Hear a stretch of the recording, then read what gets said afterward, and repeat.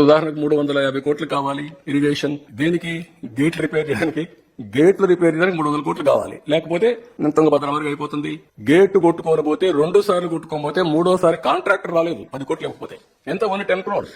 10 crores ఇవ్వలేని government contractor రాలేని పరిస్థితి తీసుకొస్తే ఇప్పుడు మా వాళ్ళు అడిగారు అనుకో, మీకు వస్తే కూడా వస్తారు, పోయాను రామంటారు. కాదా, నీకు ఇస్తున్నామని చెప్తే వస్తున్నాడు. ఇప్పుడు మీకు తుంగభద్ర డ్యామ్ ఏమైంది? కొట్టుకోమైంది. అందరూ ఆశలు పెట్టారు. నేను అన్నా రామానాయుడు గారికి ఫోన్ చేసి మెసేజ్ పెట్టారు. రామానాయుడు, నువ్వు మంత్రి వెళ్ళండి, మీరంతా ఆఫీస్ వెళ్ళండి, ఫైట్ చేయండి, కావాల్సిన కన్నానాయుడు తీసుకుపోమన్నాం. కన్నానాయుడు రమ్మంటే ఆయన కన్ను సర్జరీ చేయించుకుంటే నేను రాలేనంటే సార్ చెప్పాడంటే, సరే ఆ సార్ చెప్పి నేను వస్తానని చెప్పి ఆ నుంచి బయలుదేరి వచ్చి కర్ణాటకలో ఉండే సీఎం డిప్యూటీ సీఎం ఆశలు పెడితే ఈయన పోయేసి ఆ నీళ్లు స్టాప్ చేసి గేట్ పెట్టి వాటర్ పోయే సమయంలో గేట్ క్లోజ్ చేయించాడు. దానివల్ల ఏమైంది? ఇప్పుడు మళ్ళా రిజర్వాయర్ పూర్తి పరిస్థితి వస్తా ఉంది. 86 TMSకి వెళ్ళింది, ఇంకా నీళ్లు వస్తున్నాయి. ఇవన్నీ మీకు కనపడవు. మీకు ఎక్కడ ఎవడో ఒక చిన్న చేసేది కనపడుతూ ఉంటుంది మీకు. ఇలాంటి వాళ్ళు చెప్పి పెద్ద న్యూస్ అనుకుంటారు. So this are all various problems I want to share with you. Through you I want to share with people.